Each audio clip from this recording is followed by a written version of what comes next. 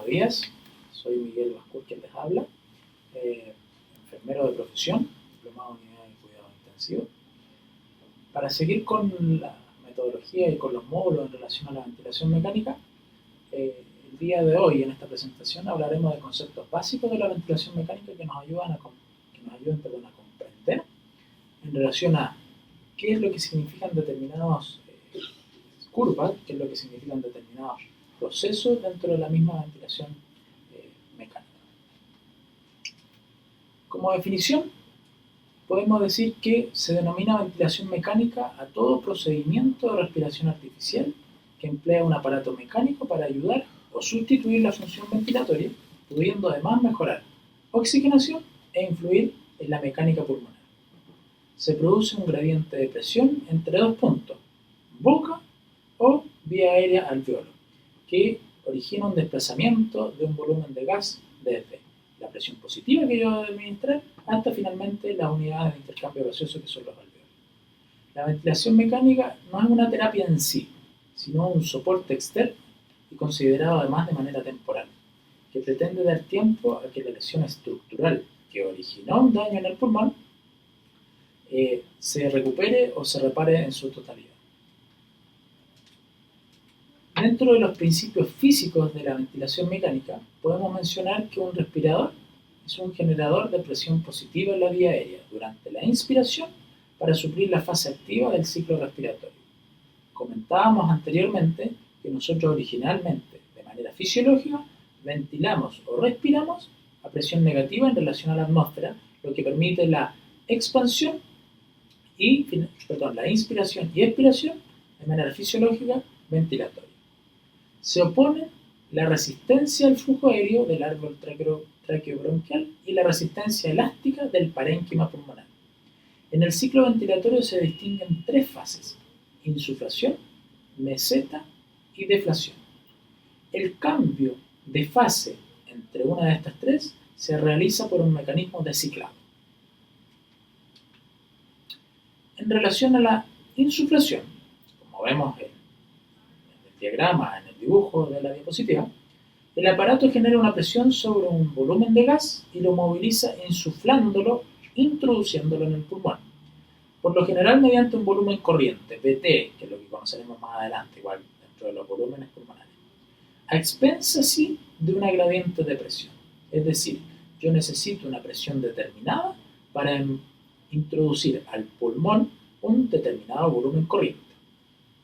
La presión máxima alcanzada en la vía aérea se llama presión de insuflación o presión pico, y está en relación con la resistencia total respiratoria en relación al flujo y a la elastancia pulmonar. En relación a la meseta, tenemos que el gas introducido en el pulmón es mantenido en él. Se produce una pausa inspiratoria, es decir, todo el volumen que yo introduje en la insuflación se acomodan en los alveolos, por así decir, y se produce esta pausa inspiratoria durante un tiempo regulable para homogeneizar su distribución en la unidad de intercambio gaseoso que son los alveolos. Al quedar el sistema paciente-ventilador cerrado y en condiciones estáticas, la presión medida en la vía aérea, denominada presión meseta o presión pausa, corresponde a la presión alveolar máxima y depende de la distensibilidad o compliance pulmonar. Esto nos va a servir más adelante para visualizar si nosotros tenemos un daño pulmonar cuando estamos ventilando a alguien. Si yo tengo, por ejemplo, una presión pico de 25 y una meseta de 20, y posteriormente voy a hacer una medición de presión meseta, y no una movilización en la presión pico, debo pensar que mi daño va a estar centrado en la vía aérea y no en todos los artefactos que va a corresponder a la sumatoria de la presión pico, donde se incluyen, por ejemplo, las tubuladuras y espacio muerto, como el tubo endotraqueal. Tenemos como tercera fase, entonces, del ciclo ventilatorio, la deflación. La deflación se inicia con la apertura de la válvula expiratoria. El vaciado pulmonar es un fenómeno pasivo causado por la retracción elástica del pulmón que se insufló en su oportunidad. La presión decrece durante toda la expiración hasta llegar a cero y se iguala la presión alveolar con la presión atmosférica. Los respiradores, eso sí, pueden mantener una presión positiva del final de la expiración. PIP, presión positiva del final de expiración. Es decir que yo al momento de la deflación voy a conservar una cantidad de presión que va a evitar que el alveolo colapse en la expiración. Yo con eso puedo favorecer que el alveolo que yo estoy manteniendo abierto tenga zonas de aireación para la consiguiente ventilación y se produzca mayor intercambio gaseoso. Y además favorezco que se evite el colapso alveolar y el consiguiente cizallamiento que se puede producir ante esa eventualidad. Tengo ciertas variables que yo puedo manejar para ventilar a alguien. Solo una de las tres variables va a ser de control: volumen, presión o flujo. Puede usarse para controlar la forma entonces de la que yo quiero ventilar la respiración de alguien. Controlar la variable se llama la variable dependiente, ¿ya? Cada modo de ventilación se distingue por la forma en que inicia su respiración, o sea, el disparador, cómo mantiene una respiración, que va a estar fijada por el límite, y cómo termina una respiración, que va a estar fijada por el ciclo. Estos se conocen como variable de fase, ¿ya? Entonces tenemos que el ventilador detecta en el trigger, que es cómo se inicia la respiración. El ventilador detecta el inicio de una inspiración por el paciente y le administra una respiración de acuerdo al esfuerzo que presentó el paciente. Detecta entonces la diferencia de presión o flujo, de acuerdo a cómo está ventilado el paciente, que genera la persona a la cual yo estoy ventilando, y con esa sensibilidad o con ese senso me va a permitir aportar al trabajo ventilatorio de la persona que estoy ventilando para una ventilación consiguiente a ese esfuerzo inspiratorio. El límite, que es cómo sostiene la respiración, entonces la variable ajustada no se debe superar en ningún momento durante la inspiración. El límite lo podemos fijar nosotros y puede estar fijado en relación a la presión máxima que queremos que alcance un ciclo respiratorio, a un volumen que queremos que alcance este ciclo respiratorio, o en relación al flujo que queremos que alcance un determinado ciclo respiratorio. O sea, el límite lo voy a fijar yo en relación a la persona que quiera ventilar, en relación a estas variables. El ciclado es una variable usada para determinar la inspiración, es decir, cómo cambio de la inspiración a la expiración.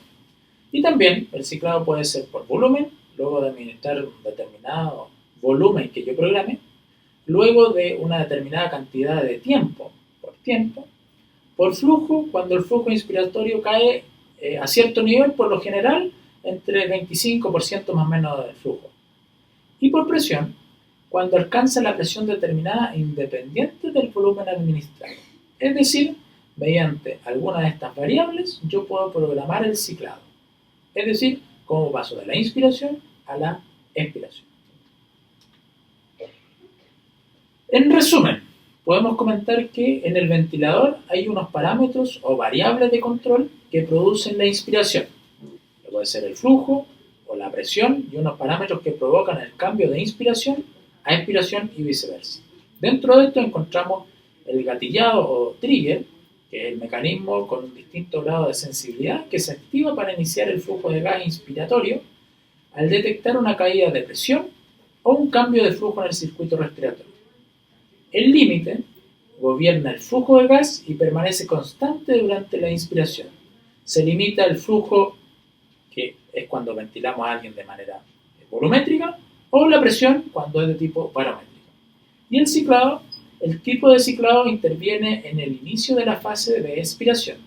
Para ello los respiradores incorporan un sensor ajustado a unos valores específicos en la presión, el volumen, el flujo o el tiempo. Se refiere al modo de determinación de la fase de ciclo ventilatorio. Como podemos ver acá, dentro de la monitorización y las curvas que pueden existir, nosotros tenemos una curva de tiempo y de presión. Sobre la escala de presión, partiendo en cero, podemos fijar un PIB, o sea, una presión positiva de final de expiración, que en cada ciclado para que se produzca la expiración en un ciclo respiratorio no baje de ese PIB prefijado. Hay ciertos parámetros que yo debo mantener o los cuales debo observar para poder ventilar a alguien en relación a estas presiones que le estoy comentando.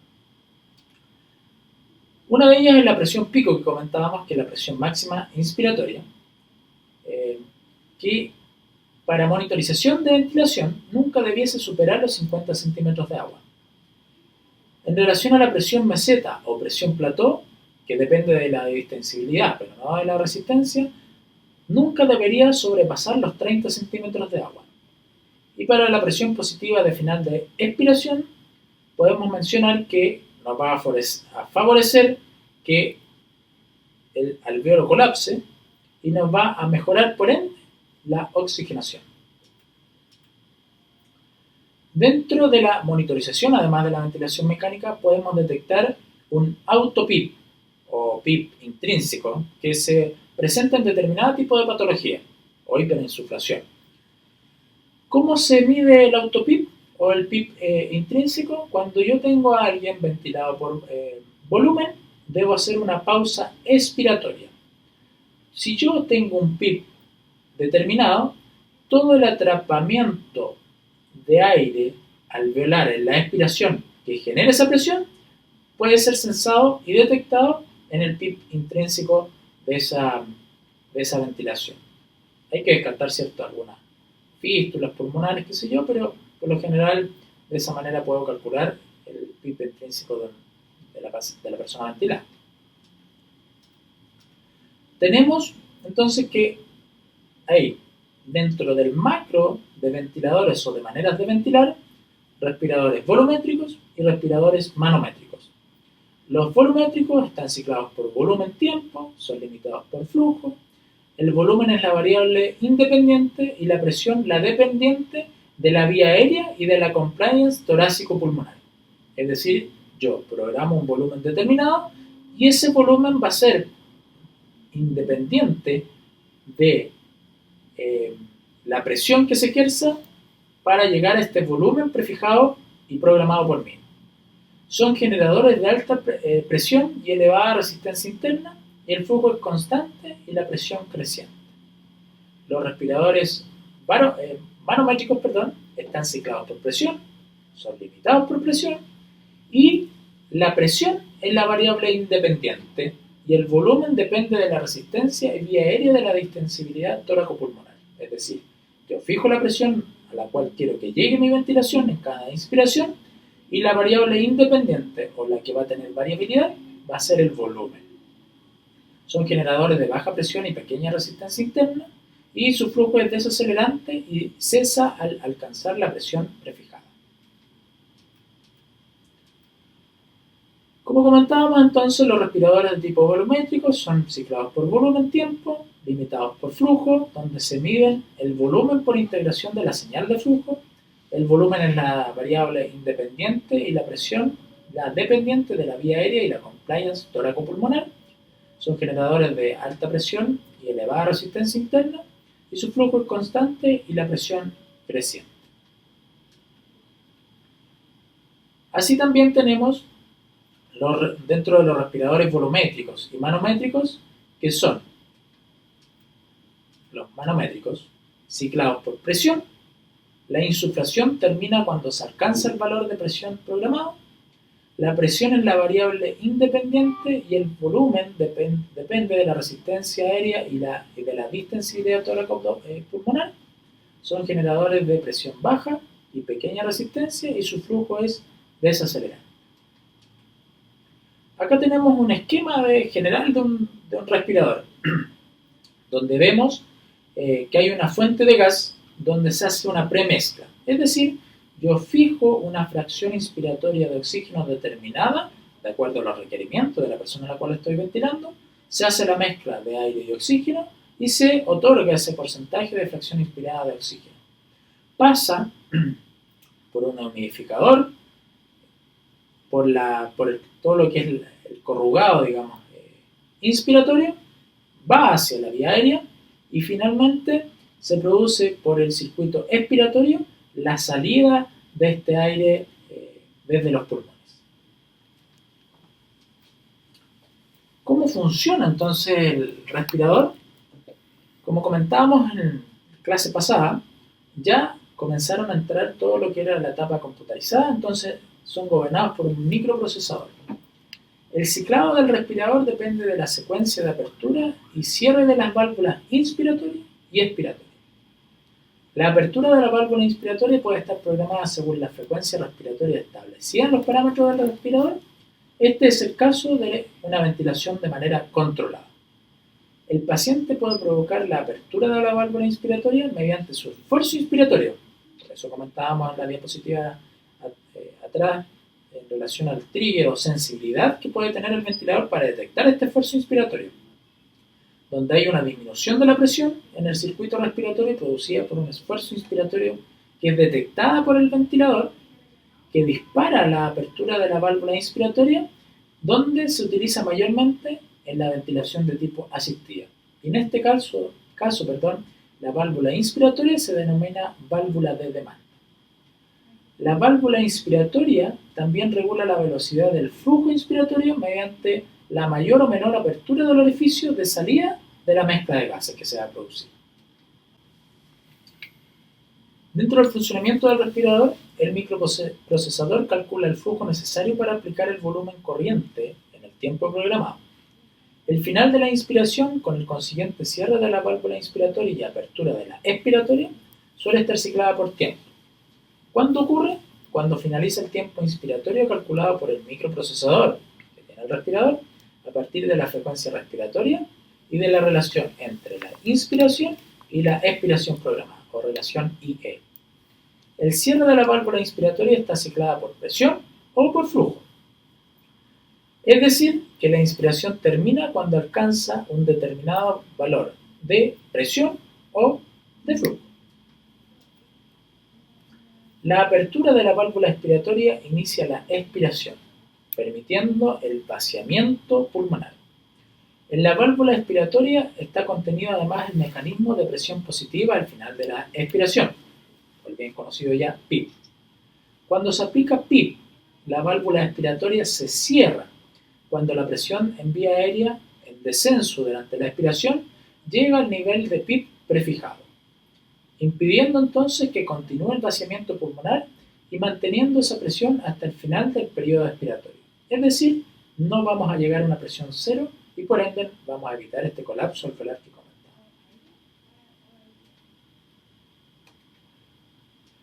Dentro de los componentes de la ventilación mecánica tenemos varios. Tenemos un componente primario, secundario y componentes o monitorización que podemos hacer dentro de la ventilación mecánica. Dentro de los componentes primarios tenemos el modo de ventilación, el volumen, la frecuencia respiratoria. El modo de ventilación va en relación entre los diversos tipos de respiración y las variables que constituyen la fase inspiratoria de cada respiración. Dependiendo de la carga de trabajo entre el ventilador y el paciente, hay 4 tipos de ventilación: la mandatoria, asistida, soporte y de tipo espontáneo. En relación al componente primario de volumen, en el modo de la ventilación controlada por volumen, se programa un volumen determinado, que es el volumen corriente o volumen tidal, para obtener un intercambio gaseoso adecuado. Habitualmente, en un adulto, el volumen tidal varía entre 5 a 10 ml por kilo, dependiendo de la patología con la cual curse nuestro paciente. En relación a la frecuencia respiratoria, se programa en función del modo de ventilación, del volumen corriente, del espacio muerto fisiológico, de las necesidades metabólicas por las cuales está cursando nuestro paciente y del nivel de CO2 contenido en la arteria. Dentro de la tasa de flujo tenemos un volumen de gas que el ventilador es capaz de aportar al enfermo en una unidad de tiempo. Varía entre 40 y 100 ml por minuto, aunque lo ideal es que se cubran las demandas necesarias del paciente. En relación al patrón de flujo, Los ventiladores nos ofrecen la posibilidad de elegir entre 4 diferentes: acelerado, desacelerado, cuadrado y sinusoidal. Viene determinado por la tasa de flujo. En relación a el tiempo inspiratorio o la relación inspiración y expiración, el tiempo inspiratorio es el periodo que tiene el respirador para aportar al enfermo el volumen corriente que nosotros hemos programado o hemos seleccionado. En condiciones normales es 1/3 del ciclo respiratorio, mientras que los 2/3 restantes son para la expiración. Por lo tanto, la relación inspiración y expiración será de 1:2. En relación a la sensibilidad o trigger, es el mecanismo con el que el ventilador es capaz de detectar el esfuerzo respiratorio de la persona a la cual yo estoy ventilando.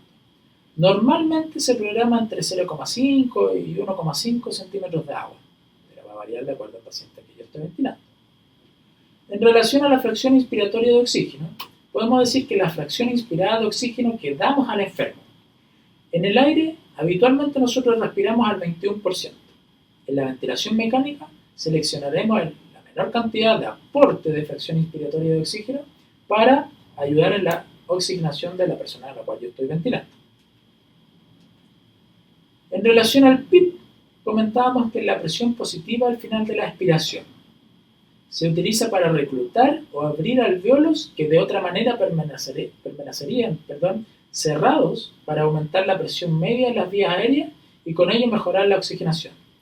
Su efecto más beneficioso es el aumento de la presión parcial de oxígeno en sangre arterial en pacientes con un daño pulmonar agudo e hipoxemia grave. Además, disminuye el trabajo respiratorio. Como efectos perjudiciales, sí, hay que destacar la disminución del índice cardíaco. ¿Por qué? Por el menor retorno venoso al lado derecho del corazón y el riesgo de provocar además con la PIP un barotrauma. Sus limitaciones más importantes son en patologías como shock, barotrauma, asma, EPOC sin hiperinsuflación dinámica, neumopatías unilaterales e hipertensión endocrinal. En relación a los componentes secundarios, hablemos de pausa inspiratoria y suspiro, podemos decir que la pausa inspiratoria es una técnica que consiste en mantener la válvula expiratoria cerrada durante un tiempo determinado. Durante esta pausa, el flujo inspiratorio es nulo, lo que permite una distribución más homogénea del aire que yo estoy introduciendo en el pulmón. Esta maniobra entonces puede mejorar las condiciones de oxigenación y ventilación al enfermo, pero puede producir, sí, un aumento de la presión intratorácica. El suspiro es un incremento deliberado del volumen corriente en una o más respiraciones en intervalos regulares. Pueden ser peligrosos, sí, por el incremento de la presión alveolar que éstas producen. En relación a los componentes monitorizados, el volumen en la mayoría de los respiradores se monitoriza tanto el volumen corriente inspirado como el expirado.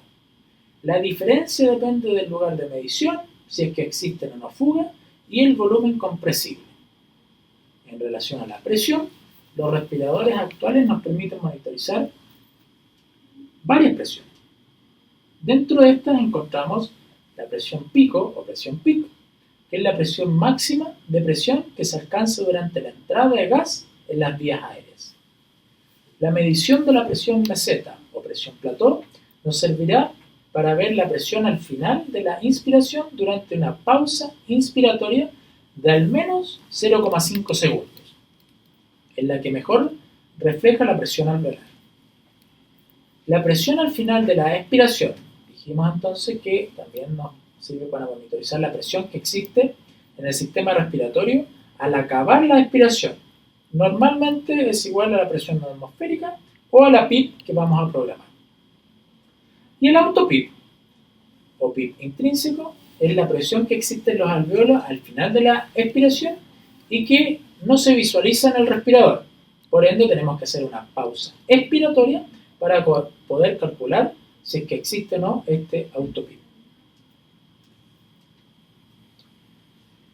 ¿Qué objetivos nosotros encontramos en la aplicación de la ventilación mecánica? Tenemos objetivos primeramente fisiológicos, que nos sirven para mantener o normalizar el intercambio gaseoso, para reducir el trabajo respiratorio y para incrementar el volumen pulmonar, abriendo la vía aérea y las unidades alveolares y manteniendo la capacidad residual funcional, impidiendo entonces el colapso del alveolo y cierre de la vía aérea al final de la expiración. Dentro de los objetivos clínicos de la ventilación mecánica tenemos mejorar la hipoxemia arterial, aliviar disnea y sufrimiento respiratorio. Cuando nosotros ventilamos a alguien, disminuimos alrededor del 20% el consumo de oxígeno por el cual está transitando el paciente que vamos a ventilar. Entonces no es improbable que en los primeros controles de gasometría arterial veamos este descenso en el consumo de oxígeno. Nos sirve además para corregir la acidosis respiratoria por la cual está cursando el paciente, porque yo voy a tener mayor influencia y maniobrabilidad en la programación del ventilador propiamente tal para corregir esta acidosis. Resolver o prevenir la aparición de atelectasias me va a permitir recuperar unidades alveolares que se han visto colapsadas o atelectasiadas y que impiden que estas áreas se produzca este intercambio gaseoso. Permiten el descanso de los músculos respiratorios, que según la reserva de cada persona va a depender la cantidad de resistencia que va a tener. Permitimos la sedación y el bloqueo neuromuscular. Muchas patologías requieren de este bloqueo neuromuscular para impedir, por ejemplo, la piroerección, ¿cierto? Para impedir además tiritar, que se llama, que me va a favorecer el consumo de oxígeno. Entonces yo necesito bloquearlas, por ejemplo, en patologías de tipo neurológicas. Disminuyen el consumo de oxígeno sistémico y del miocardio, reducen la presión intracraneal y estabilizan la pared torácica.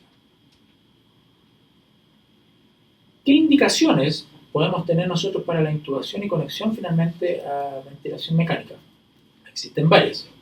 Una de ellas es el estado mental. Cuando nosotros tenemos un Glasgow menor a 8, se debería considerar que para la protección de vía aérea ya es una indicación de intubación.